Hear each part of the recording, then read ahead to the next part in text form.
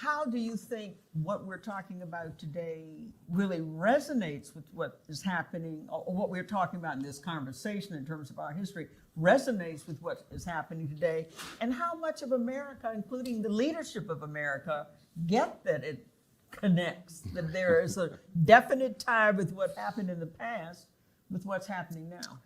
There are so many ways to kind of come at that question, because it is foundationally what Professor Jeffries just said, and the way he started it, that illustrates how difficult this is, that we hate our history, and yet Baldwin says we are our history, so we hate ourselves. And we hate ourselves for what our true history has been. And so therefore we grow nostalgic about a time that didn't exist.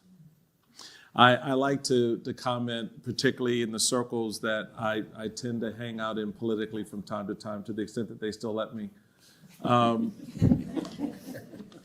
This nostalgia for the 1950s. 1950s America, as I like to point out to them, 1950s wasn't that friendly to white folks either. If you lived in Appalachia, you lived in Mississippi, you lived in other parts of the country, this compartmentalized view of America, and it's largely what the founders, I think, did. They compartmentalized it. And what enables you, in my estimation, and certainly having traveled around the country, and particularly over the last 7 or so years, listening more and more to the visceral, hot rhetoric that people have, says to me that compartmentalization is rooted in the dehumanization of others. I no longer see you as a fellow American. I no longer see you as a human being. And therefore, what happens to you, I'm largely indifferent to. And how this story unfolds, I get to write that narrative in my head, irrespective of your experience and your history. I recently had Nicole Hannah Jones on my podcast, the Michael Steele podcast, and original name, right? And I started off the conversation with her by asking the question, how come when black folks start telling their history, some white folks get real upset?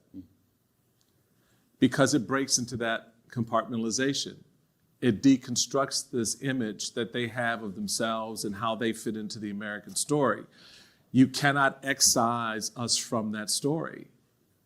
As much as James Madison would look out on these fields and see the Negro working, he could not excise that reality from the story of America. He could not excise the whippings and the beatings and the blood that was shared, as well as the good times and the songs and the religion and the family aspects from the American soil. And so I think that's a big part. The way you opened it, I think, really sort of sets in front of us the problem, the conundrum that we have.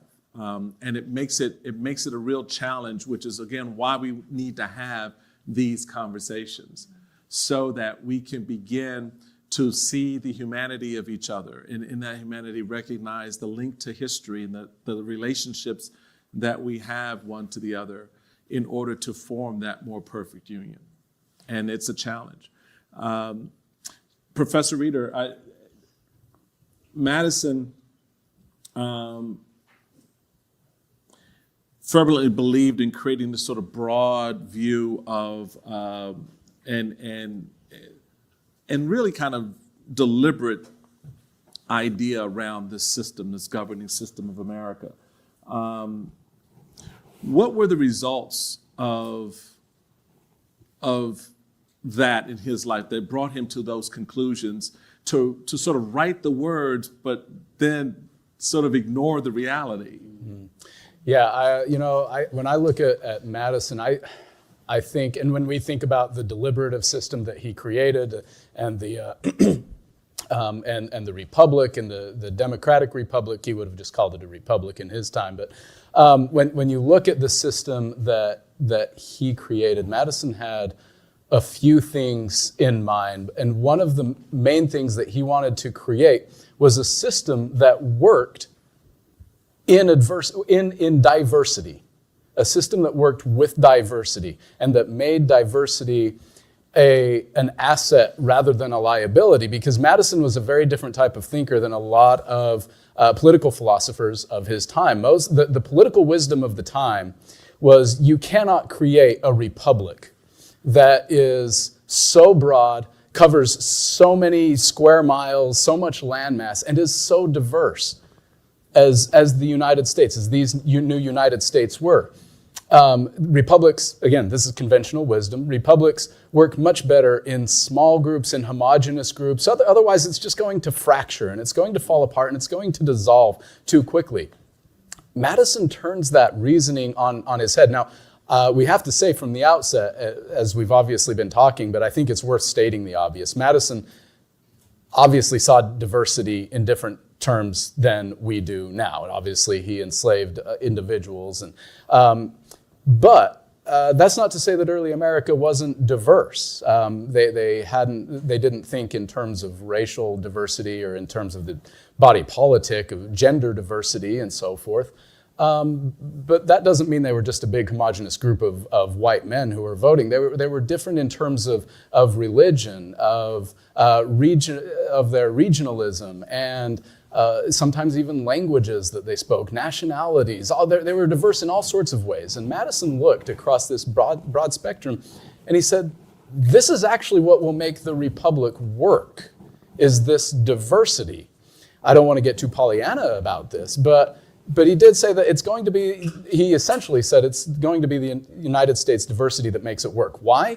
Because all of these different groups are going to be vying for power. They'll more or less follow their self-interest, but we can actually make that self-interest work for the United States, make it a part of the system, because nobody can get an oppressive majority.